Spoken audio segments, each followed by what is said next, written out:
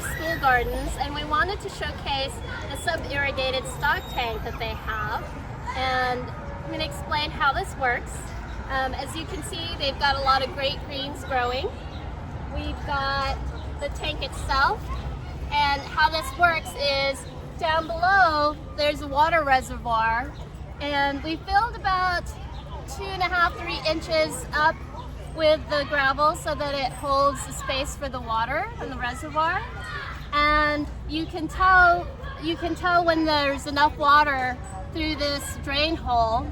Once it's full, you'll see the water leaking out of here, and then you can stop adding water to it. Right above the rocks there's a fabric, and that separates the soil from the rocks so that the soil doesn't muck up your gravel, and it keeps the space for the water. Then we've filled it up with soil so that we can grow these amazing leafy greens. Over here we've got the fill pipe, and you can cover so that kids won't put anything in there. Put a hose through there, fill it with water. The water goes directly down to the reservoir. You don't have to top water as much.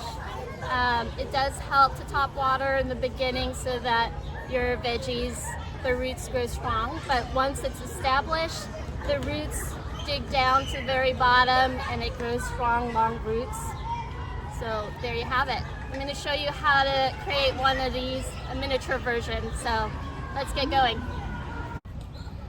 So we're going to make a miniature version of the stock tank sub-irrigated planter. You can use any size you want. I've got this big plastic storage bin.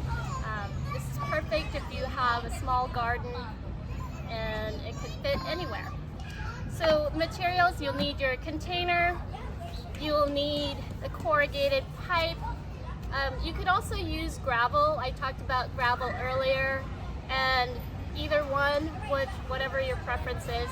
This is lighter, enough to fit your container.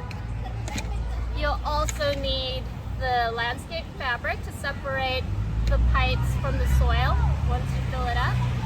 And you'll also need some tubing that'll be used for your fill pipe. And at the bottom, you want to slightly cut it at an angle so that when you're filling with water, it doesn't clog up, and the water will just flow through. So the first thing we did, we drilled a hole. This is for the drainage hole. It's about 2.5 to 3 inches above the bottom. And then you can fill it with gravel or your corrugated pipe. These were cut for us, and they fit nicely in there. Then we're going to take our fabric, put it on top, again just to separate the soil from the reservoir so that it doesn't clog up the bottom.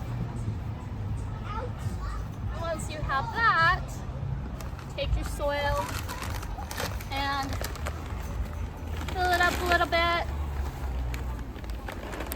Before you fill it up to the very top, you want to position your fill tube off to the side.